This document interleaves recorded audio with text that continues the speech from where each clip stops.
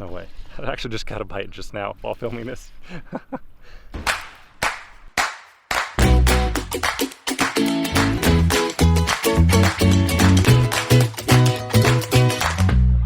Hey guys, this is Jordan with Big Bite Baits.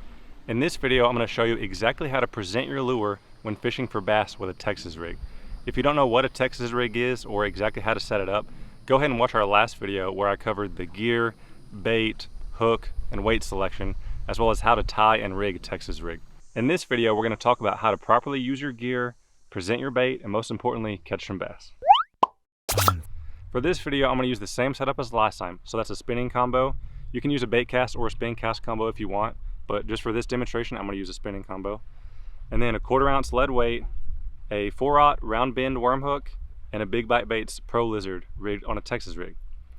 Before I even make my first cast with this, I want to go ahead and set up my reel, okay? So in my example, I'm using the reel on the right hand side.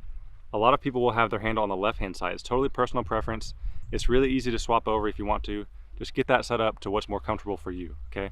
Now, we want to set our drag, which is what this dial is on the top of the spinning reel.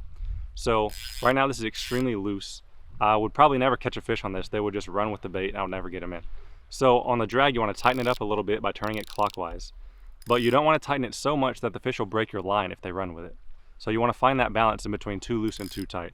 This is a good starting point for now. I can pull it out a little bit, but I'm not going to break the line. So we'll start with that. On the next section, let's go ahead and talk about what baits we're going to put on here.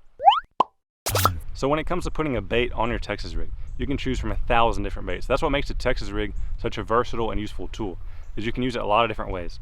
Again, for my example, I'm going to use this lizard and I'm going to fish it on the bottom. You can use, for example, a topwater frog on the top. You can use a swim bait through the middle of the water column. You can do a ton of different things. But for now, let's go ahead and use this lizard, and then in the future, experiment with different baits and different styles and see what works best for you. Okay, now that we're rigged and ready, it's time to start casting. So to cast with a spinning combo, you're going to first take your index finger and put it on your line like this right here. Hold it against the rod and then flip the bail open like this. Now, whenever you go back, about halfway through the casting motion, you're going to want to let go with your index finger, okay, just like this, right about there. And then the line's going to go off the reel, your bait's going to go out. The more you practice this, the farther and more accurately you'll be able to cast. So if you need to, just start with some weights and just cast in your yard.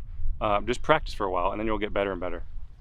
Okay, now that we've casted out our Texas rig, on a spinning combo, take your bail and manually close it, okay? Don't force it closed like this by reeling. That's going to cause line twists and eventually that might damage your reel too. So okay, we're going to manually close our bail and then reel in some of the slack, okay? So we want to use what's called a semi-slack line so that we have a controlled fall with our bait. So that means we want a slight bow in our line. We don't want it totally tight. That way the bait doesn't pendulum back towards us. But we also don't want it totally slack so that if a fish picks it up, we have no way of detecting if they bit. So use a semi-slack line in order to control your bait. So now that we're controlling the bait on a semi-slack line, there's two things we can do. We can either hop it or drag it.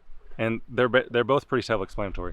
So if you want to hop it, take your rod and reel down to your bait and pull it back quick so that the bait hops up and down on the bottom. And you can do that all the way back to the boat or bank, whatever you're fishing from. The alternative would be to drag it.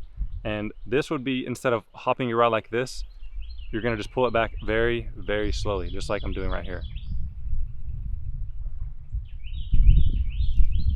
These are just two different presentations you can try, and just try both and see what the fish react to, and then keep doing that one. That's basically the best way to figure out what to do, is let the fish tell you. Okay, now we're presenting our bait.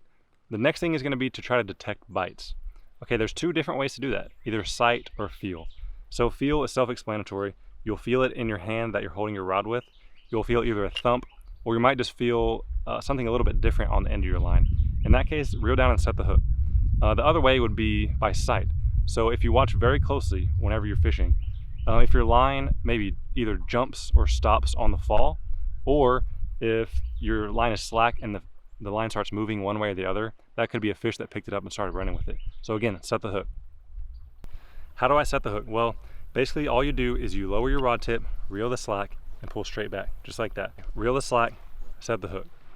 You don't have to do it like they do on TV and completely pull with all your might, but you do want to set the hook hard enough that it drives the hook in the fish's mouth. Okay, now that you set the hook, it's time to fight the fish. So this is where that drag setting from earlier is going to come into play. If it's too loose and the fish is just running with your line, you need to tighten that drag a little bit. If it's too tight and you feel like your line is going to break any second, maybe loosen it a little bit so the fish can pull at least a little bit of line out so that your line doesn't break. Now, another big key when you're fighting a fish is to always keep your line tight.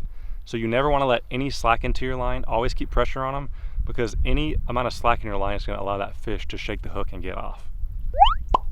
We've cast it out, we've presented our bait, we've gotten a bite, we've set the hook, and we've fought the fish all the way back to the boat or the dock or the bank, wherever you're fishing.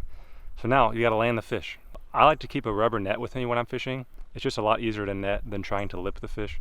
But either way, get the fish up with you and use pliers, unhook the fish as fast as possible. Get your pictures and your measurements, just try to be quick about it and release that bass so that it's alive and healthy for future generations of fishermen. Okay, now that you know exactly how to present your Texas rig, go out there and try it for yourself. Try different baits, try different colors, try even different weight sizes.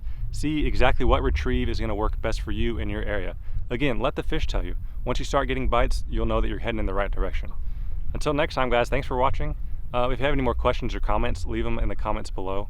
We have a great community of people here that will be happy to help you. And until next time, thanks for watching Big Bite Basics.